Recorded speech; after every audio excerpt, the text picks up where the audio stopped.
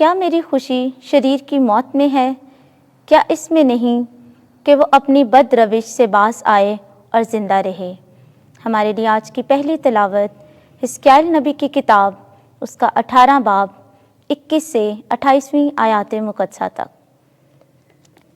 خداوند خدا یوں فرماتا ہے، اگر شریر اپنے تمام کیے ہوئے گناہوں سے باز آ کر رجوع کر لے اور میرے تمام قوانین کو حفظ کر کے عدل و صداقت کا کام کرنے لگے تو وہ بالضرور زندہ رہے گا اور مرے گا نہیں۔ اس کی تمام کی ہوئی خطائیں اس کے خلاف محسوب نہ ہوں گی، بلکہ جو راستی وہ کرے اسی کے سبب سے وہ زندہ رہے گا۔ کیا میری خوشی شریر کی موت میں ہے؟ مالک خداوند کا فرمان ہے، اور اس میں نہیں کہ وہ اپنی روش سے باز آ کر رجوع کر لے اور زندہ رہے۔ پر اگر صادق اپنی صداقت سے برگشتہ ہو جائے اور گناہ کرے اور ان تمام مکروہ کاموں کے مطابق عمل کرے جو شریر کرتا ہے، تو کیا وہ زندہ رہے گا؟ صداقت کے جتنے کام اس نے کیے ہوں گے وہ محسوب نہ ہوں گے۔ وہ اپنی بے وفائی اور کیے ہوئے گناہوں کے سبب سے مرے گا۔ پھر بھی تم کہتے ہو کہ خداوند کی راہ راست نہیں۔ اے اسرائیل کے گھرانے، سنو، تو کیا میری راہ راست نہیں؟ کیا تمہاری ہی راہیں ناراست نہیں ہیں؟ جو صادق اپنی صداقت سے برگشتہ ہو کر گناہ کرتا اور مرتا ہے، وہ اپنے کیے ہوئے گناہ کے سبب سے مرتا ہے۔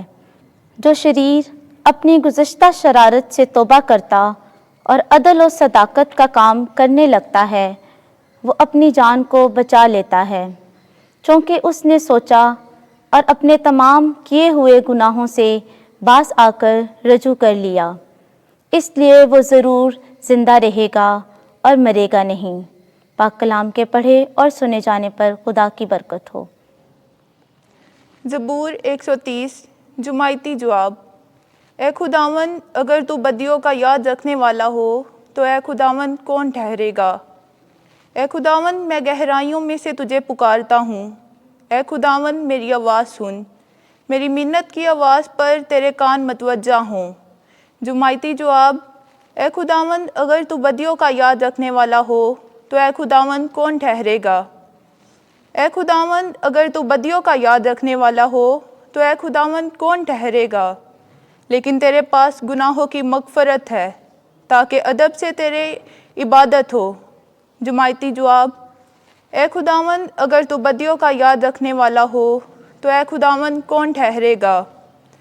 میں خداوند پر بھروسہ رکھتا ہوں، میری جان اس کے کلام پر امید رکھتی ہے۔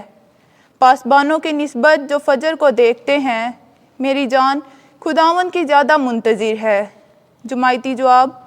اے خداوند، اگر تو بدیوں کا یاد رکھنے والا ہو تو اے خداوند کون ٹھہرے گا؟ کیونکہ خداوند کے پاس شفقت ہے اور اس کے پاس کثرت سے فدیہ ہے۔ وہ اپنی امت کو فدیہ دے گا اور تمام بدیوں سے اسے چھڑائے گا۔ جماعتی جواب۔ اے خداوند، اگر تو بدیوں کا یاد رکھنے والا ہو تو اے خداوند کون ٹھہرے گا؟ خداوند آپ کے ساتھ ہو۔ انجیل مقدس متی کے مطابق اے خداوند تیری تمجید ہو۔ 5واں باب 20ویں سے 26ویں آیات۔ جا اور پہلے اپنے بھائی سے میل کر۔ اس وقت یسوع نے اپنے شاگردوں سے کہا، میں تم سے کہتا ہوں کہ تمہاری راستی فقیوں اور فریسیوں کی راستی سے زیادہ نہ ہو تو تم آسمان کی بادشاہی میں ہرگز داخل نہ ہوگے۔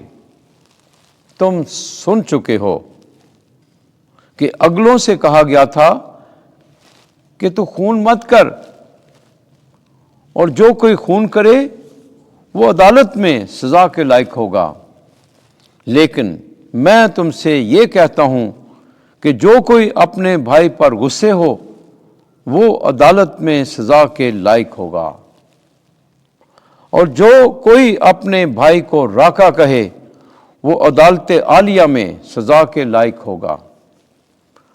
اور جو اس کو احمق کہے وہ جہنم کی آگ کا سزاوار ہوگا۔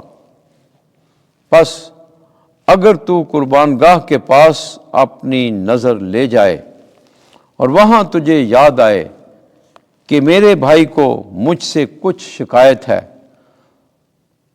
تو اپنی نظر قربان گاہ کے سامنے چھوڑ کر چلا جا۔